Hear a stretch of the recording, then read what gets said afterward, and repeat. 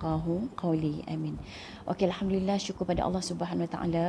Saya Ustazah Tania binti Sulaiman ingin menyambung tazkirah pendek 10 minit berkenaan dengan pelajaran yang lalu iaitu ilmu tasawuf.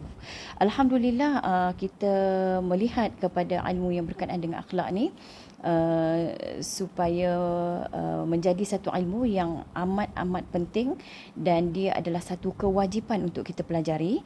Namun begitu, jalan untuk sampai ke ilmu tasawuf ni dia tidak akan selesai, tidak akan sampai sekiranya kita tidak membersihkan atau menjaga atau mendidik anggota zahir kita anggota zahir kita ini termasuklah mata, lidah, telinga, kemudian kaki, kemaluan, perut dan tangan.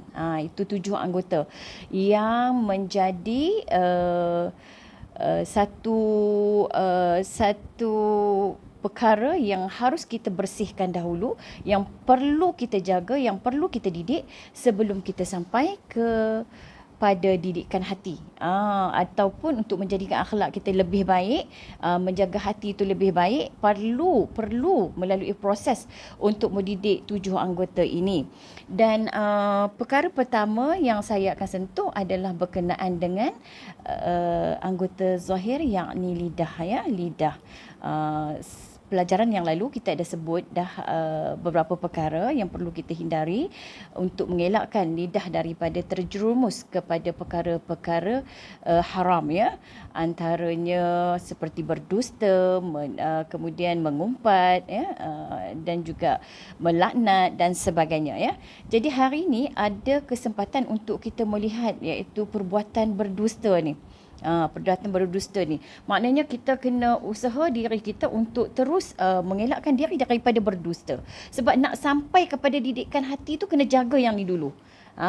Jangan silap kita kadang-kadang nak belajar ilmu tasawuf, kita nak terjah terus menjadi akhlak baik, terus nak jadi akhlak mahmudah, sedangkan anggota zahir tadi belum lagi dididik.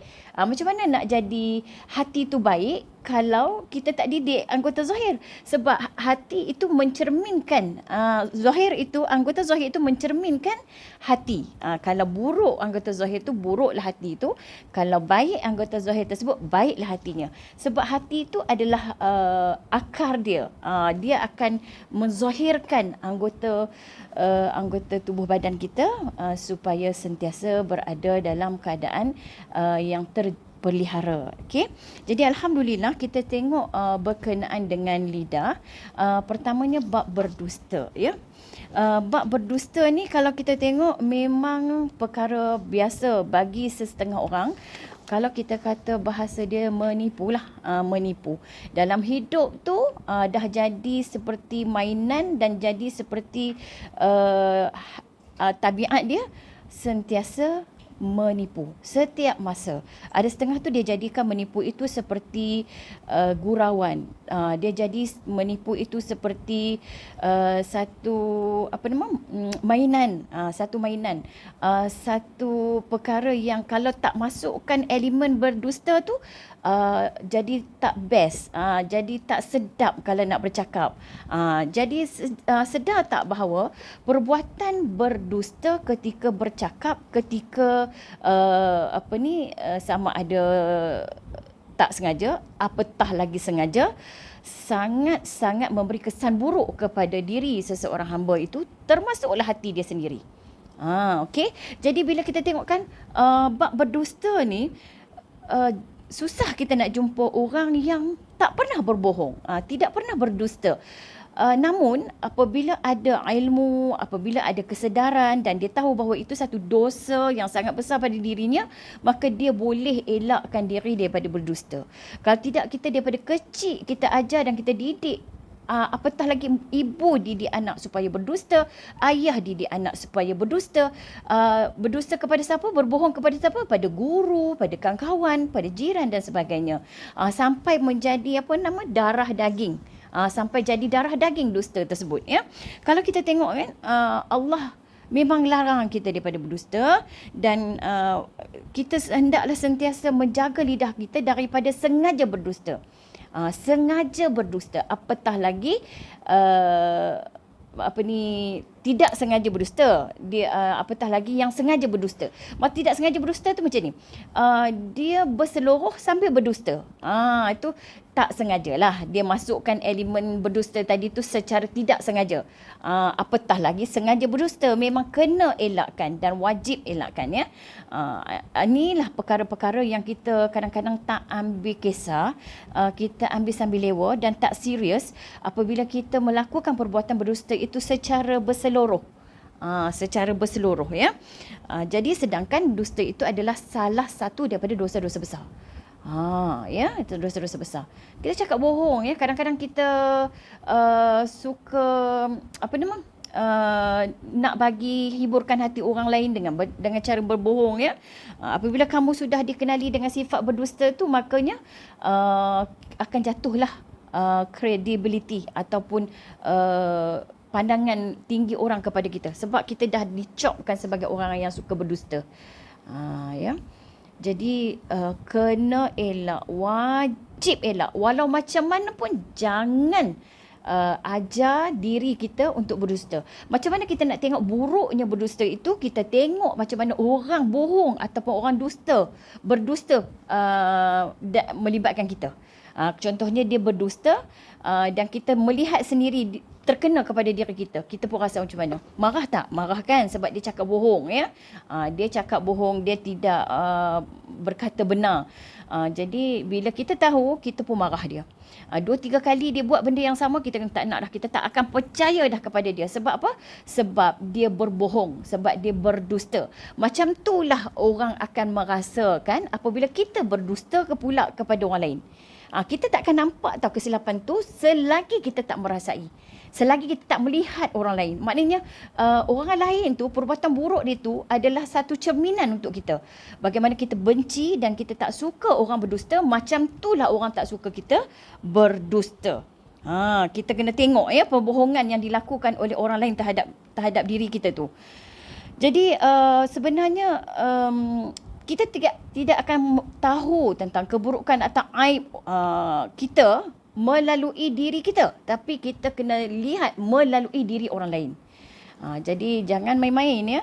Kita nak belajar tasawuf, kita nak menjadi orang baik, kita nak jaga hati kita, sebab kita pun tahu yang Allah itu akan melihat hati kita, bukan hanya melihat amal tetapi melihat hati kita. Dan kita kembali kepada Allah pun dalam keadaan membawa hati yang salim, ya, qalbun salim, iaitu bawa hati yang suci, yang bersih, yang sejahtera kepada Allah SWT.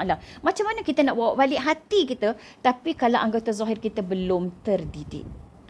Jadi sebab itulah saya katakan bahawa untuk mendidik lidah kita supaya tidak berbohong, kita kena tengok macam mana kesan orang berbohong dan melibatkan diri kita. Marah tak kita?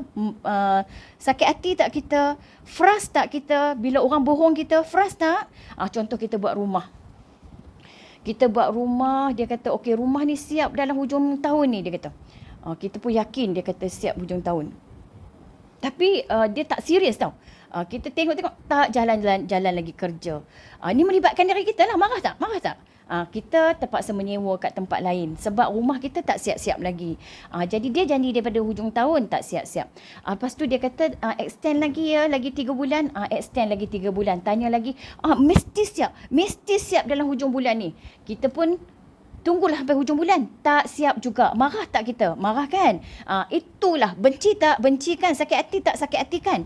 Jadi apabila terjadi macam tu melibatkan diri kita, macam mana kita marah orang berdusta kepada kita, macam itulah orang marah kalau kita berdusta kepada orang lain.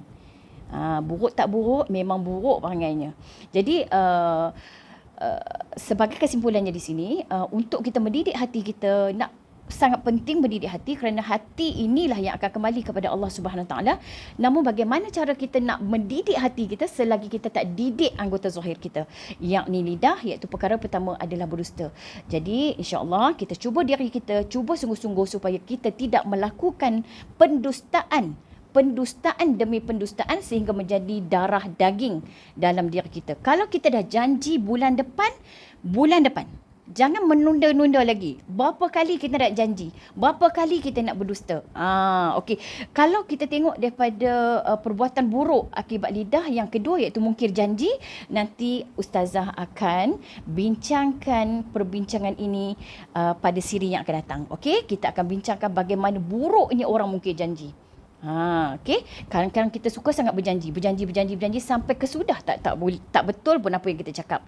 Sedangkan kita ni orang yang mengaji. Sedangkan kita ni orang yang solat, orang yang puasa, orang yang bayar zakat, orang yang tutup aurat. Tapi kita tak menunjukkan peribadi kita sebagai orang yang menepati janji. So, kalau macam tu, jangan harap hati kita nak jadi bersih kerana kita masih belum lagi berjaya untuk mendidik lisan, yakni lidah kita. Okey, insya-Allah kita doakan kepada Allah Subhanahu taala supaya Allah memudahkan segala urusan kita untuk kita terus didik hati kita, dan perkara pertama yang kita kena elak adalah daripada berdusta. Okey, insya-Allah jumpa lagi pada siri yang akan datang, Tazkirah 10 minit. Ini dah 13 minit. Insya-Allah teruskan bersama dengan saya. Insya-Allah